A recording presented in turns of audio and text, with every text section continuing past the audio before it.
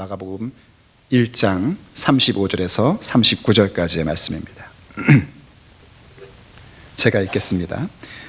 새벽 아직도 밝기 전에 예수께서 일어나 나가 한적한 곳으로 가사 거기서 기도하시더니 시몬과 및 그와 함께 있는 자들이 예수의 뒤를 따라가 만나서 이르되 모든 사람이 주를 찾나이다. 이르시되 우리가 다른 가까운 마을들로 가자. 거기서도 전도하리니 내가 이를 위하여 왔노라 하시고 이에 온 갈릴리에 다니시며 그들의 여러 회당에서 전도하시고 또 귀신들을 내쫓으시더라. 아멘.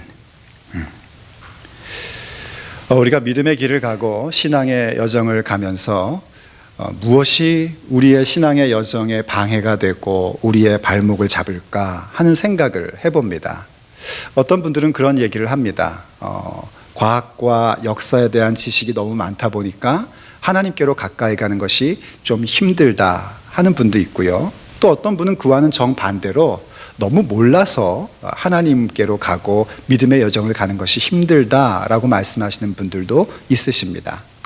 또 혹은 너무 많은 재산을 갖고 있는 것이 이 믿음의 여정의 길을 가는 데에 많은 방해가 되는 것을 보기도 합니다. 너무 많은 게 있어서 믿음의 길을 못 가겠다는 거죠. 그런데 또 그와 반대로 생활이 너무 어려워서 너무 생활고에 시달려서 도대체 믿음 생활을 하고 싶어도 할 수가 없고 그 신앙의 여정의 길을 갈 수가 없다라고 말씀하시는 분들도 있습니다. 또 때로는 누가 그렇게 미워 죽겠는 거예요. 그냥 보기만 해도 밉고 옆에 지나가는 것만 봐도 막 기분이 나쁘고 그래서 나 믿음의 길 가지 못하겠다라고 말씀하시는 분도 있고요. 또 혹은요, 제가 목회자로서 볼 때에 너무 누구를 지나치게 좋아해서 하나님과의 깊은 관계 속으로 들어가지 못하는 경우들도 보곤 합니다. 도대체 뭐가 우리의 믿음의 길을 걸어가매 그 신앙의 여정을 가는 데에 발목을 붙잡을까요? 사실 내 인생에서 일어나는 여러 가지의 상황, 내가 만나는 일들, 그러한 것들은 때로는 우리의 믿음의 길을 걸어가매 신앙의 여정을 가는 데 있어서 발목을 잡기도 하고요. 또 어떤 경우에는 전혀 그것이 우리의 믿음의 여정을 가는 데에 방해가 되지 않는 경우들도 보곤 합니다. 그렇다면 우린 무엇을 할 수 있냐면 지금 내가 만나고 있는 일, 혹은 내가 닥친 어떤 상황, 혹은 어떤 내 마음의 어떤 상태, 이런 것들이 우리의 신앙의 여정을 못 가게 하는 것이 아니라 도리어 정반대로 하나님과의 깊고 친밀한 관계가 흐트러졌기 때문에 때로는 그 모든 일들이 내 발목을 잡기도 하고요. 또 어떤 때에는 그럼에도 불구하고 그 모든 것을 짊어지고 예수의 길, 생명의 길, 그 진리의 길을 걸어가는 자가 될 수 있습니다. 결국 내가 지금 하나님과 어떤 관계를 가지고 있느냐는 겁니다. 지금 내가 하나님과 어떤 연결 상태이냐는 겁니다. 하나님과 연결된 그 상태가 과연 어떠한 건강함을 갖고 있느냐가 우리로 하여금 하나님이 우리에게 주신 선물인 신앙의 여정을 가느냐 아니면 가지 못하느냐를 결정하게 됩니다. 그렇다면 하나님과 우리 사이가 건강하게 연결된다는 건 과연 무엇을 말하는 것일까요? 저는 오늘 본문 가운데서 그 부분을 함께 생각해 보고 싶습니다. 무엇이 우리로 하여금 하나님과의 연결된 그 상태를 강건하게 만들어주고 그 하나님과의 연결된 상태 때문에 내게 닥치는 여러 가지의 환경과 상황 속에서도 거기에 굴하지 않고 짊어지며 예수의 길을 가는 자가 될 수 있는가? 무엇보다 제일 중요한 것은 오늘 본문이 보여주는 것처럼 기도하는 사람이 되는 것입니다.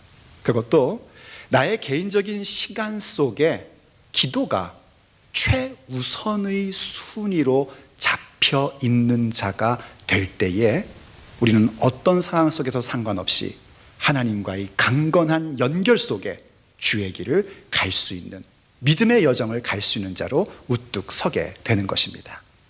오늘 본문을 보면은요, 예수님께서 기도하시는 모습을 우리에게 가르쳐 줍니다. 여러분 성경을 보시면은요, 새벽 아직도 밝기 전에 예수께서 일어나 나가 한적한 곳으로 가사 거기서 기도하시더니 하는 부분을 우리가 함께 읽었었습니다. 예수님은 사실 지난 날이, 그러니까 어저께가 예수님의 현재 그 본문 속에서의 어저께가 안식일이었죠. 근데 그 안식일이 예수님께 굉장히 피곤한 하루셨습니다. 아침에 가버나움 회당에 가서 하나님 나라의 복음을 가르치셨어요. 말씀의 권위가 선포됐고 회당에 있던 귀신 들린 자가 쫓겨나가는, 그런 귀신 들린 것이 쫓겨나가는 그런 역사도 나타났습니다. 그리고 그 회당에서의 가르침을 끝나고 이제 시몬과 안드레의 집, 베드로와 안드레의 집으로 갔더니 베드로의 장모께서 열병에 걸려 누워 있으니까 예수님께서 그 여인을 고쳐주십니다. 그리고 그 여인이 수종을 들어주고요, 예수님과 제자들에게 수종을 들고 그 집이 가버나움에 있는 수많은 사람들이 다 모여오는 집이 됐습니다. 그래서 예수님께서 치유하시고 회복하시는 일들의 중심이 되는, 통로가 되는 그런 아름다운 집으로, 아름다운 가정으로 승화되는 모습을 우리에게 보여줬습니다. 근데 그때 사람들이 언제 왔다고 성경이 얘기했냐면 날이 저물 때에 왔다고 그렇게 기록을 합니다. 이제 안식일이 끝나고 새로운 날로 시작되는 유대인의 날짜 개념 속에서 날이 저물어서 사람들이 왔고요. 또 그 앞에 이렇게 성경을 보시면은 온 동네 사람들이 다 모였다 이렇게 표현을 합니다. 이것이 이제 어떠한 그 과장법이죠. 정말 한 명도 빠짐없이 다 모였다는 얘기가 아니라 그렇게 많은 사람들이 왔다는 것이죠. 온 동네가 다 모였어 하면서 그 문 앞에 모였다는 거죠. 그리고 예수님께서 그 사람들의 질병을 고쳐주시고 또 귀신 달린 자들은 그 귀신을 쫓아냄으로써 왜곡되고 어그러진 그 인생을 바르게 세워주시고, 또 귀신이 자꾸 예수님의 누군지를 알고 말하려고 하니까 그거를 막는 것을 봤을 때에 분명히 어떤 가르침도 있으셨을 것이고, 그러니 많은 사람들을 돌보고 말씀을 가르치고 치유하시는 그런 어떤 힐링의 역사를 하셨으니 얼마나 긴 시간 동안 그 일이 지속됐겠습니까? 당연히 늦은 밤까지 그런 일들은 계속되었을 겁니다. 그러면 어떨까요? 피곤합니다. 예수님은 하나님의 아들이시라고 해서요, 육체의 삶을 사는 동안에 초월적인 힘으로 육체를 관리하지 않으셨습니다. 우리와 똑같은 몸을 가지고 계셨습니다. 사람 만나고 누군가를 위해서 기도해주고 말씀을 가르치는 것이 사실은 되게 피곤한 일이라는 것을 제가 목사이기 때문에 조금 짐작이 갑니다. 굉장히 피곤하고 정말 이렇게 여기식으로 표현하면 exhausted 된 그런 상태임에 틀림이 없습니다. 그런데 오늘 본문이 뭐라고 얘기하면 새벽에 라고 얘기해요. 한국 사람들은 새벽 그럼 딱 감이 오죠, 그렇죠? 그런데 이제 이 그리스 사람이나 영어권에서는 이른 아침에 라는 표현이기 때문에 이게 이른 아침이 언젠지 명확하지가 않은가 봐요. 보면 그래요. 어떤 사람은 9시가 굉장히 이른 아침인 분도 있으시고, 또 어떤 분은 한 3시, 4시쯤이 이른 아침이신 분도 있고 그렇잖아요. 그러니까 아예 뭐라고까지 얘기하면 새벽 곧 밝기 전에 아직 어두컴컴할 때에 예수님께서 일어나셔서 한적한 곳으로 나가셨다는 겁니다. 그리고 거기서 기도하셨다라고 얘기를 합니다. 여러분, 기도가 우리에게 얼마나 중요한가? 그 기도는요, 우리의 육체의 피곤함 혹은 나의 고단함, 바쁜 생활, 그것으로 익스큐즈가 될 만한 것이 아닙니다. 오히려 내가 피곤하고 너무 바쁨에도 불구하고 놓치지 말고 잡아야 되는 게 뭐냐면 기도입니다. 왜냐하면 개인적인 시간 속에 오직 하나님께만 드리는 그 기도가 최우선의 순위로 잡혀 있을 때에만 우리는 우리의 삶에 어떤 일들을 만날지라도 하나님이 내게 주신 귀한 은총의 선물인 신앙의 여정, 믿음의 길을 튼튼히 걸어갈 수 있기 때문입니다. 이 마가복음이 우리에게 보여주는 기도의 자세가 참 중요합니다. 마가복음 본문에서 예수님이 어떤 내용으로 기도했는지는 얘기하지 않고요, 예수님이 어떤 식으로 기도했는지만 보여주니까요, 우리도 어떤 식으로 기도해야 될지를 알아야 되는데, 방금 말씀드렸듯이 시간적으로는 이른 아침이에요. 왜 이른 아침일까요? 누구에게도 방해받지 않는 시간이 우리에게 필요합니다. 뭐 이렇게만 정오쯤 기도하면은요, 뭐 전화도 오고 누구도 봐야 되고 뭐 여러 가지 일들이 있지 않습니까? 그런 정해진 시간, 그리고 한적한 곳, 이제 이런 생각 들죠. 저도 그런 생각 들 때가 있었어요. 그냥 일어나서 침대에서 이렇게 누워서 기도하면 하나님이 못 들으시나? 눈 딱 뜬 다음에 하나님 굿모닝, 오늘도 좋은 하루 되게 해주세요 하나님, 이러면은 뭐 하나님 기도 안 들으시나? 물론 그 기도도 들으시죠. 그런데 그런 정도의 기도로 우리의 믿음의 여정이 이루어질 수 있는 그런 건 아니죠. 우리의 믿음의 여정은 만만치가 않습니다. 신앙의 길이라는 건 쉬운 게 아닙니다. 오히려 예수님께서 하셨던 모습은 뭐냐면, 눈 뜨시고 일어나셔서 한적한 곳으로 나가셨답니다. 이때 이 한적한 곳이라는 성경 원문의 언어는요, 앞에 나왔던 광야라는 말하고 똑같은 단어의 번역입니다. 그런데 가버나움이라는 지역에는 이렇게 딱히 광야라 할 만한 곳이 없대요. 그러니까 그냥 조용한 곳, 누구도 방해하지 않는 그런 자리를 찾으신 거죠. 자, 하나님의 아들, 뭐 영성에 제일 높다 그러면 예수님 따라갈 사람이 누가 있겠어요? 예수님, 정말 말씀이신 그분, 능력의 주, 우리의 구원자이신 예수님도 육체의 삶을 살면서 당신에게 주어진 일들을 이루기 위하여 이렇게 기도하셨다면 우리가 과연 어떻게 해야 될까? 너무나 당연한 거 아니겠습니까? 우리도 역시 이른 아침 어느 누구의 방해도 받지 않는 시간 속에 한적한 곳을 찾아 하나님과 나만이 대면하는 그 시간을 가져야 합니다. 그게 우리에게 너무너무나 중요한 일들이죠. 여러분 아시다시피 예수님은 늘 기도하시는 분이었습니다. 기도가 예수님의 하루 일과의 가장 중요한 자리에 차지했었고 언제나 주님은 기도하셨죠. 근데 그런 수많은 기도 가운데 마가복음이요, 예수님이 기도하셨다라는 그런 문구를 한 3가지 정도 오늘 본문을 통하여 이렇게 발췌하여 기록을 하고 있는데, 오늘 본문이 그 중에 하나고요. 또 하나는 오병이어로 5,000명을 먹이시고 빵 5조각과 물고기 2마리로 5,000명을 먹이신 다음에 사람들이 예수님을 자기들이 원하는 왕으로 세우려고 막 움직임이 있으니까 사람들을 다 흩어버리십니다.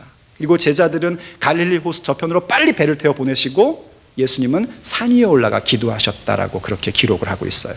그리고 또 하나는 뭐냐면 교회 다니는 사람들은 다 알고 있는 겟세마네 동산에서 기도하시는 장면이지요. 이 전부 다 무엇을 우리에게 얘기해 주고 있냐면요, 예수님의 기도의 장면 3가지를 얘기하면서 마가복음이 얘기해 주는 것은 예수님께서 기도하심으로 무엇을 확고하게 하셨는가? 예수님이 육체의 시간을 보내면서 이루어야 하실 일들을 더욱더 명확하게 보는 시간으로 삼으셨다는 것을 우리에게 얘기를 해주고 있습니다. 오늘 본문도 그렇고 오병이어에서도 그렇고 겟세마네 동산에서도 우리가 잘 알듯이 아버지 할 수만 있으면 이 잔을 내게서 좀 지나가게 해주십시오, 하지만 나의 원대로 말고 아버지의 원대로 해주십시오 라고 기도하신 내용들이 바로 그것이죠. 그 기도가 예수님께는 예수님의 강함과 예수님의 사역의 방향성을 확고하게 붙잡아주는 원천이었다는 것을 성경은 우리에게 얘기를 해줍니다. 그래서 우리도 마찬가지란 말입니다. 우리도 이왕 시작한 신앙의 여정이고 이왕 가야 할 믿음의 길이라면 무엇이 나의 강함과 무엇이 나의 인생에 대한 확고한 방향성을 주는가, 그 원천을 어디에서 삼을 것인가? 오직 하나님만을 바라보는 그 기도의 시간을 나의 하루 시간 가운데 최우선으로 삼는 자가 되어야 합니다. 예수 믿는 사람이요, 교회 다니는 사람이 기도를 포기하거나 게을리하는 것은 정말 안타까운 일이고 좀 심하게 얘기하면 어리석은 일입니다. 누군가가 이런 말을 했습니다. 사탄은 우리의 수고를 비웃고 우리의 지혜를 조롱한다. 그러나 우리가 기도하면 두려워 떤다. 이렇게 얘기를 했대요. 그 문구를 읽으면서 제가 굉장히 동의가 됐었습니다. 맞습니다, 여러분. 사탄은요, 우리가 뭔가 막 수고하고 헌신하면 비웃어요. 얼마나 가나 보자 이럽니다. 우리도 알잖아요. 하루 이틀 혹은 1년 2년 헌신하는 건 쉽지만 우리의 어떤 수고가 그걸로 끝나는 게 아니지 않습니까? 평생을 살아가는 거 아닙니까? 그냥 사단이 딱 보면서 우리가 막 내가 이렇게 수고하고 내가 이렇게 열심히 일하는데 내가 이렇게 헌신하는데, 그럼 사단 옆에서 보자 한번 이러고 비웃는 데는 거예요. 또 우리의 지혜를 우습게 여기고 우리의 지혜를 조롱한다고 이렇게 얘기합니다. 그렇죠. 우리는 때때로 우리의 지혜로움에 놀랄 때가 있습니다. 어머나 세상에나 내가 이렇게 지혜롭단 말이었던가 하면서 스스로 놀랄 때 있으시죠? 이렇게 표정이 왜 별로 없으신 것 같죠? 있으시죠? 그럴 때가요. 정말 난 지혜로워 이렇게 생각을 합니다. 그럼 이제 사단이 옆에서 보면서 그런다는 거예요. 그래 네가 지혜로워? 그럼 한번 이 문제도 풀어봐 하면서 더 어려운 문제를 콱 내놓는단 말이죠. 그럼 그땐 또 우리가 어떡하죠? 하나님, 나는 미련하고 연약하여 모릅니다, 가르쳐 주세요, 이런 것도 나오지 않습니까? 우리가 아무리 수고하고 아무리 지혜로워도 사단이 볼 때는 우스운 거예요, 전부 다. 그런데 우리가 기도하면 사탄은 떤댑니다. 왠지 아시죠? 기도라는 것은 나의 힘이 아니라 하나님의 능력에 잇대어지는 순간이거든요. 기도라는 것은 나의 지혜가 발휘되는 것이 아니라 천지를 말씀으로 창조하시며 운행하시는 하나님의 지혜에 잇대어지는 순간이거든요. 기도라는 것은 내 힘, 내 능력이 아니라 하나님의 능력이 나에게 옷 입혀지는 순간이거든요. 기도라는 것은 모든 힘과 부와 권세와 능력의 주인이신 하나님 앞에 우리가 탄원을 드리고 있는 거거든요. 뭐라고 부르면서 탄원을 하고 있냐면 아버지요 하고 부르면서 탄원하고 있는 거거든요. 그러니 어찌 우리의 원수가 그것을 보면서 안 떨겠습니까? 이제 하나님이 일하시기 시작하실 텐데요. 그래서 우리가 기도를 우리의 시간 속에 최고의 우선순위로 우리 예수님처럼 그렇게 삼아야 됩니다. 무명의 그리스도인이여, The Kneeling Christian, 무릎 꿇는 그리스도인, 이런 책에서 이런 고백을 한 것을 봤습니다. 나는 기도하지 않는 영혼에게서 영적인 삶을 기대하기보다는 차라리 죽은 사람에게 생명을 기대하겠다 하고 얘기를 합니다. 기도하지 않는 사람에게 영적인 어떤 삶을 기대한다? 차라리 죽은 사람이 살아서 움직이는 걸 기대하겠다는 겁니다. 그만큼 크리스천에게 기도는 핵심이고 가장 중요한 최고의 우선순위로 두어야 할 부분입니다. 하나님과 완전히 연결된, 접속되는 그 기도의 시간이 우리에게 있어야 됩니다. 정말 예수 그리스도 곁에 주변에서 어슬렁거리는 것은 안 됩니다. 예수님 곁에 그냥 내가 있는 것으로 만족하셔서는 안 됩니다. 여러분 잘 아시다시피 가룟 유다도 예수님 곁에 계속 있었습니다. 그러나 예수님과 연결되지 않는 상태에서는 그 믿음이 지속될 수가 없습니다. 기도는 하나님과 연결되는 것입니다. 물론 기도할 때 주의해야 될 점은 있습니다. 기도를 하는데 그 기도의 내용이 내 신념이나 나의 생각을 확고하게 하고 있는 기도라면 그것은 하나님께 연결된 기도는 아닐 겁니다. 만약 그 기도가 나의 어떤 요구하는 바, 사람들이 나를 바라볼 때 요구되어지는 바를 이루기 위하여 뭔가 에너지를 충전하는 시간, 에너지 차지해야 된다, 그런 시간으로 여러분이 기도를 갖고 있다면 오늘 우리가 얘기하는 기도가 아닙니다.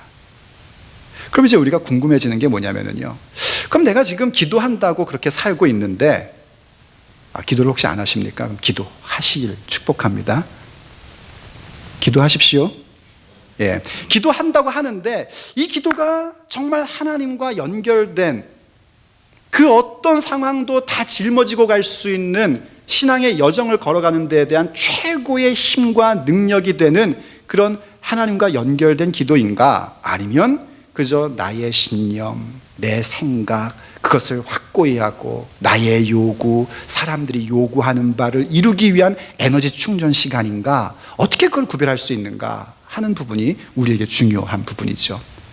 오늘 본문 속에서 우리는 그 두 가지의 부분을 확인할 수 있고요, 또 그 두 가지의 부분은 내 기도가 정말 하나님께 연결된 기도인가를 확인하는 것뿐만이 아니라 우리가 어떻게 신앙의 여정 가운데 흔들림 없이 주께서 주신 그 길을 과감히 걸어갈 수 있는가 하는 부분도 같이 연결되어 설명되는 부분이기도 합니다. 하나는 뭐냐면요, 우리의 기도가 정말 하나님께 연결되어 있는 내 삶의 최고의 우선순위로 두고 있는 기도라면은 그 기도가 우리를 어떻게 만들어주냐면 사람의 요구를 뛰어넘게끔 만들어줍니다. 사람들이 요구하는 바, 또 혹은 내가 뭔가 내 인생에 요구하는 부분, 그 부분을 넘어서는 능력을 갖게끔 만들어줍니다. 그것을 넘어서기에 하나님이 내게 선물로 주신 신앙의 그 여정을 계속해서 걸어갈 수 있는 것이죠.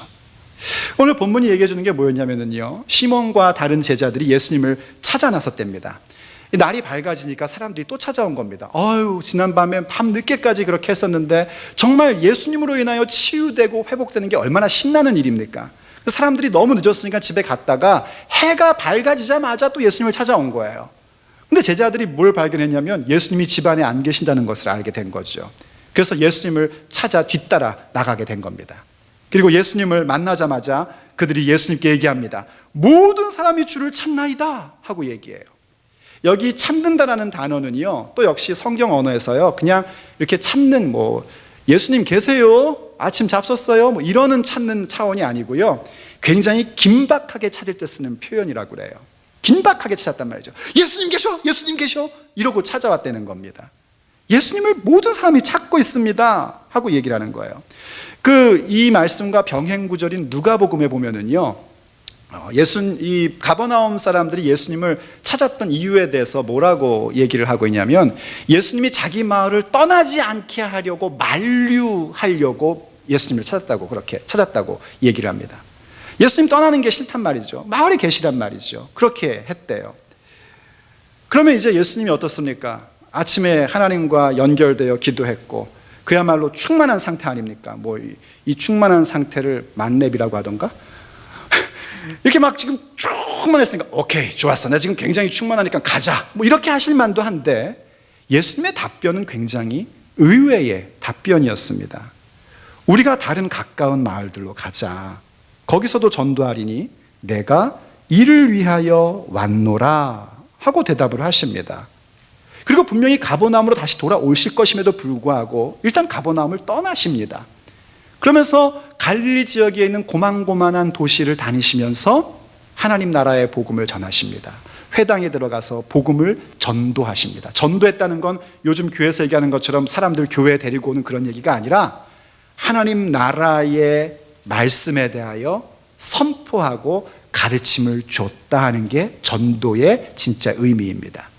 그런 일들을 하셨대요. 그러면서 각 지역마다 있는 마귀를 내어 쫓으시는, 당연하죠, 하나님 나라의 선포가 이루어지고 말씀이 이루어지니까 마귀가 떠나가게 되는 역사, 어둠의 세력이 물러나는 역사, 왜곡되고 어그러진 것들이 다시 회복되는 역사를 나타냈다라고 얘기를 합니다. 지금 마가복음이요, 어떻게 흐름을 와주고 있냐면은 예수님께서 하나님 나라에 대한 선포, 회개하라, 천국이 가까이 왔느니라 하는 선포로 시작하셔서 예수님께서 회당에서 말씀의 권위를 가지고 가르치시고, 그 다음에는 이제 어떤 얘기를 하면은 사람들 병 고쳐주고 귀신 쫓아내는 회복의 역사를 얘기를 해줍니다. 그리고 또 앞으로도 예수님으로 인하여 병 고침 받고 또 귀신이 나가는 이런 일들을 기록을 할 겁니다. 한 2장 12절까지 그런 내용들이 나가요. 근데 그러한 내용들을 앞뒤에 두고 가운데다가 지금 예수님이 무엇을 하셨는지를 기록하고 있는 게 오늘 본문입니다. 이해가 되십니까? 이 본문이 이런 것들을 가지면서 예수님이 과연 무엇을 가장 중요하게 여기셨는지를 우리에게 얘기해 주는 거예요. 소위 말해서 프라이어리티를, 우선순위를 예수님은 어디다 두고 계셨는가 하는 부분들을 오늘 본문 속에서 우리에게 말해주고 있는 겁니다. 예수님을 사람들이 좋아해가지고 붙잡았대요. 그런데 예수님은 어떻게 하셨는가? 자신이 가야 할 길, 자신이 육체의 삶을 사시면서 해야 할 일, 곧 아버지의 부르심이 무엇인지에 대해서 예수님은 더 분명하게 했고 거기에 더 우선의 순위를 두셨다는 겁니다. 예수님이 무엇을 하실 겁니까? 마침내 십자가를 지시고 모든 인류들을 예수 그리스도 안에 있는 새 언약으로 인하여 하나님과 연결된 존재로 만드시는 일을 하실 겁니다. 그리고 그 일을 위해 지금 예수님은 무엇을 하고 계시냐면 예수님이 앞으로 행하시는 모든 일들, 기적을 베푸시던, 말씀을 가르치시던, 잡히시던, 매를 맞던, 십자가에 달리시던, 죽으시던 그 모든 일들이 다름 아닌 하나님의 다스림, 하나님의 통치를 의미하는 하나님 나라가 현재 우리 가운데 임하는 역사의 현장이라는 것을 가르쳐 주시기 위하여 지금은 뭘 하시냐면 하나님 나라의 도를 전파하고 계신 겁니다. 거기에 예수님은 최고의 우선의 순위를 뒀단 말입니다. 그래서 사람들이 붙잡아도, 사람들이 자기 곁에 있으라고 만류를 해도 그것이 예수님께는 중요한 것이 아니고요, 거기에 우선의 순위를 둘 수 없고 아버지의 부르심을 따라 다른 마을로 가서 하나님 나라를 선포하셨다는 거죠. 사실 여러분, 사람들이 나를 필요로 한다는 것, 나를 중요하게 여긴다는 것, 그거 얼마나 좋은 일입니까? 나의 곁에 머무르기를 원한다는 것은 참 좋은 겁니다. 뭐 아무나 내 곁에 머물라고 우리가 원하겠습니까? 가든지 말든지 네 마음대로 하라 할 만한 사람이라면 그냥 냅두지 않습니까? 그래도 당신이 우리 곁에 있어야죠, 그래도 당신이 우리 교회를 섬겨야죠, 이런 얘기를 할 때는 그 사람을 그만큼 존중히 여기고 사랑한다는 얘기 아니겠습니까? 그리고 더 나아가서 내가 그런 취급을 받는다면 참 좋은 겁니다. 그리고 더군다나 내가 그러한 일들을 행할 수 있는 능력을 가지고 있다면 그건 더없이 좋은 일이겠죠. 그런데 그때 조심해야 된단 말입니다.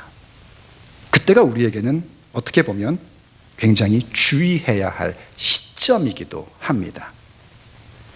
사람들 혹은 나 자신의 요구함과 나의 인생의 주관자가 되시는 하나님의 요구하심 가운데 나는 무엇을 더 우선의 순위로 두고 선택할 것인가 하는 부분을 우린 꼭 물어야 합니다. 그래도 뭐 교회 다니고 좀 믿음 고백을 했다 그러면 당연히 여기에 대해서 우리 뭐라고 대답을 하냐면 나의 요구나 사람들의 요구가 아니라 하나님이 요구하시는 바를 들어야 합니다 라고 이론적으로는 우리가 전부 다 얘기를 할 겁니다. 그런데 저와 여러분이 알다시피 그건 만만한 일이 아닙니다. 그건 결코 쉬운 일이 아닙니다. 누가 그 일을 할 수 있는가? 나의 시간 속에 하나님과 연결되는 기도의 시간을 최우선의 순위로 두고 있는 사람, 그에게 나타나는 현상입니다. 그렇게 사람들의 요구함이라는 것, 인생의 요구함을 초월해 나아갈 수 있는 능력이 기도 가운데 생기게 될 때에 우리는 어떠한 상황 속에서도 신앙의 여정을 걸어가게 되는 것이고요, 바로 그 모습은 내가 지금 하고 있는 기도가 하나님과 연결되어 있는 기도인지를 확인할 수 있는 길이기도 한 것이죠. 그러면서 이제 우리는 무엇을 할 것인가? 당연히 그와는 정반대의 모습의 현상이 나타나게 되는 겁니다. 바로 내 인생의 가치와 방향에 대한 우선순위를 하나님 나라의 부르심에 두게 되는 것입니다. 하나님 나라의 부르심이라는 건 좀 풀어 설명하면 하나님의 다스리심이 나에게 임하고 있는 것, 하나님의 통치가 나에게 임하고 있는 일들에 대한 부르심, 한마디로는 소명이라고 얘기를 하죠. 그 소명을 이루어 가는 데에 내 인생의 가치와 방향의 우선의 순위를 두는 자가 되는 것입니다. 거기에 최우선 순위를 두는 것이 지금 나의 기도가 바르게 하나님과 연결되어 있는 기도인지를 확인하는 길이기도 하죠. 가버나움 사람들이 예수님을 다른 곳으로 가는 것을 못 가게 하려고 했고요, 예수님을 원했습니다. 이유는 무엇 때문이었냐면 나중에 보니까 이 사람들이 예수님이 전하시는 하나님 나라, 하나님의 다스리심, 그것을 갈망하기 때문이 아니라 자신들의 육체의 질병이 낫는 것이 좋기 때문에 예수님을 간절히 찾았던 겁니다. 물론 예수님께서 육체의 질병을 고쳐주십니다. 우리의 인생의 모든 어려움과 고통에 대하여 외면하시는 분은 아니십니다. 그럼에도 불구하고 육체의 질병이 낫는 것은 임시적인 회복에 불과하다는 것 우리가 알고 있지 않습니까? 육체의 질병이 낫고 육체의 문제가 해결되고 인생의 요구가 이루어지는 것은 영원한 것들이 아닙니다. 임시적인 것들입니다. 예수님이 우리에게 정말 주고 싶으신 건 뭐냐면 하나님의 다스림에 대하여 항복하고 순종하도록 부르시는 것, 그것이 예수님이 정말 우리에게 원하시고 예수님이 하실 일들이었거든요. 그래서 예수님이 기도하신 후에 사람들이 그렇게 간절히 찾는다는 소식을 들으시고도 아니다, 내가 지금 여기에 있을 것이 아니라 다른 마을로 가야겠다, 거기서도 내가 전도해야 된다, 하나님 복음을 전해야 된다 하면서 말씀하시고 가신 겁니다. 말하자면 예수님은요, 당신의 육체의 삶의 모든 일들과 걸음 하나하나를 어디에 뒀냐면 하나님의 뜻을 행하는 데에 두셨습니다. 요한복음 6장 38절에도 예수님이 그렇게 말씀하셨죠. 내가 하늘에서 내려온 것은, 예수님은 하늘에 계신 그리스도신데 땅으로 내려오셨단 말이죠. 그것은 내 뜻을 행하려 함이 아니요 나를 보내신 이의 뜻을 행하려 함이니라 하셨습니다. 나를 보내신 이의 뜻을 행하는 것이 소명입니다. 그 소명을 이루는 것, 그게 중요하단 말입니다. 여러분, 우리의 부르심, 나의 부르심이 과연 어디에 있습니까? 하나님께서 여러분을 어떻게 부르셨습니까? 하나님의 부르심이라는 것은 어떤 직업을 갖느냐의 얘기가 아닙니다. 또 어디에 사느냐의 얘기도 아닙니다. 어떤 장소, 어떤 직업에 대한 얘기가 아니고요. 하나님의 부르심이라는 것은 내가 무슨 직업을 갖든지 어디에 살든지 내가 예수 그리스도를 믿어서 하나님의 대가족의 일원이 되는 겁니다. 그리고 그 대가족의 일원이 되어서 하나님만이 주실 수 있는 영원한 복락과 영원한 기쁨을 내가 체험하며 사는 것입니다. 그리고 체험했기 때문에 나 자신이 증인의 인생으로 살아가게 되는 겁니다. 예수님이 부활하셨습니다 하고 선포하는 증인뿐만이 아니라 예수의 증인 말입니다. 예수님, 어떻게 예수님 말씀대로 인생을 삽니까? 라고 얘기할 때 예수님께서 봐라, 쟤 살잖아 쟤 하는 예수님의 증인 말이에요. 아니, 예수님 어떻게 이민생활에서 기도하며 삽니까? 할 때 봐라, 쟤 내 증인, 이민생활해도 기도하며 살잖아. 예수님 인생을 살면서 어떻게 그렇게 맨날 섬기면서 삽니까? 그럴 때 내 오른편에 있는 애들 봐, 얘들 봐, 내 증인들, 내 말이 사실이라는 것, 내가 너희에게 일렀던 모든 말씀이 진리라는 것을 확증했던 증인의 삶을 살았던 내 증인들 좀 봐라 하는 그 증인의 모습으로 우리가 세워지는 것, 그게 하나님의 부르심입니다. 우리가 기도할 때에 무엇을 깨닫게 되냐면, 내가 오늘 지금 목표했고 내가 갖고 있는 비즈니스, 애들 문제, 인간관계, 여기서 해결되는 그런 차원의 문제에 머무는 것이 아니고요, 하나님이 나를 부르셨던 게 뭐였는가, 나의 부르심이 어디에 있는가, 내가 그 부르심에 대하여 어떻게 합당한 삶을 살고 있으며 어떻게 가야 될 것인가, 그 부분이 확고하게 위로부터 임하게 되는 것입니다. 그게 하나님의 다스림 가운데 살아가는 거예요. 그게 곧 하나님의 나라를 받아들이는 겁니다. 그것을 아는 사람들은요, 이 하나님의 나라를 내가 받아들이고 그 부르심에 합당하게 사는 것이 얼마나 귀하고 얼마나 소중한지를 아는데, 예수님이 비유하신 것처럼요, 마치 들에 감추어진 보화를 찾은 사람 같고요, 귀한 진주를 하나 찾는 어떤 장사꾼과 같은 모습이 된단 말입니다. 들에 감추인 보화를 보니까 그 들을 사기 위하여 자기의 모든 재산을 다 팔아서라도 그 감추인 보화를 찾는 사람 같고요, 그 귀한 진주가 있다는 소식을 들은 장사꾼이요, 자기의 모든 사업에 대한 투자금을 거기에 다 투자하여 그 진주를 얻어내는 것과 같은 그런 모습으로 살아간단 말입니다. 내 모든 것을 다 투자하는 것이 과연 뭡니까? 물론 이 얘기가 여러분에게 사업도 하지 말고 공부도 하지 말고 이런 얘기는 아닙니다.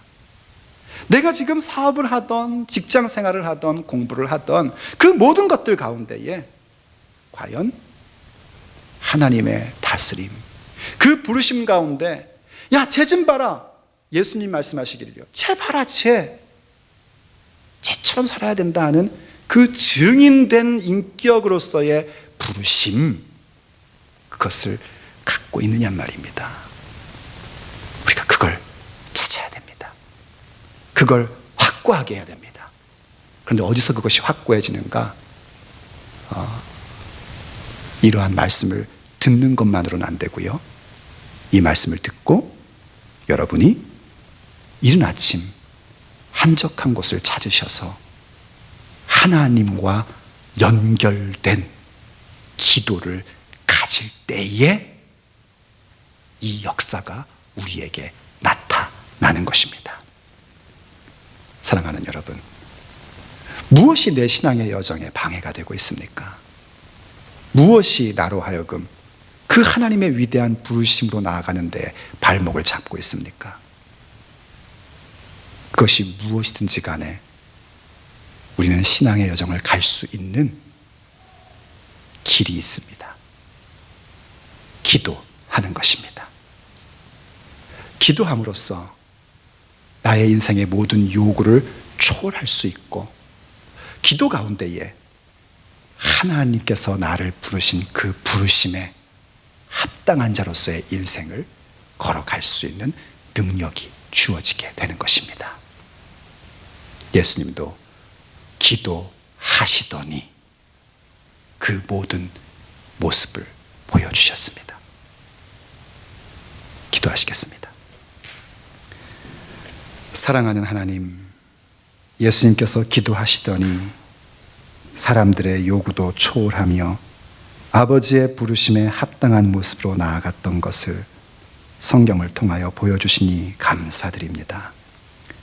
하나님, 바라옵건대 저희들의 인생 속에 만나는 여러 가지의 일들과 상황들, 그래서 그것을 볼 때에 두려워하는 나의 마음, 이러한 것들이 때때로 우리의 발목을 잡고 주께서 우리에게 주신 선물인 믿음의 여정을 가지 못하게 할 때가 있는 것을 우리가 많이 겪으며 살아갑니다. 하오나 오늘 주님, 우리가 깨닫습니다. 그 여러 가지 발목을 잡는 상황과 문제가 커서가 아니라 우리가 주님 앞에 기도하지 않아서 믿음의 여정을 가지 못하고 주저앉아 버리고 걸려 넘어지는 자가 되었다는 사실을 깨닫습니다. 주여, 바라옵건대 우리의 기도가 회복되게 하여 주시옵소서. 나의 신념과 생각을 확고히 하는 어리석은 시간이 아니라 하나님과 접속되고 연결된 바로 그 교제의 시간을 우리에게 가질 수 있도록 은혜를 베풀어 주옵소서. 그래서 하나님이 무엇을 원하시는지 우리가 아는 자가 되게 해주시고, 나의 요구보다도 하나님의 요구를 들을 수 있는 우리 모두가 되게 하여 주옵소서. 하나님, 우리가 주의 부르심을 받아 여기에 지금 있는 줄로 믿습니다.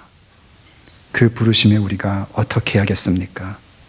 어느새 그 부르심을 잊어버리고 사는 게 바쁘다고, 이민생활이 힘들다고 그 부르심 다 잊어버리고 어느새 주님과의 관계가, 하나님과의 연결선이 건강하지 못한 모습으로 되어 있는 것을 우리가 봅니다. 바라옵건대 주님, 하나님 주변에서 어슬렁거리는 어리석은 자가 되지 말고 하나님과 완전히 연결되는 지혜로운 자들이 되게 하여 주시옵소서. 기도함으로 하나님의 부르심의 그 모습을, 우리의 믿음의 여정을 걸어갈 수 있게 해주시고 그 소명을 이루어가게 하여 주시옵소서. 우리 주 예수 그리스도의 이름으로 간절히 기도 올립니다. 아멘.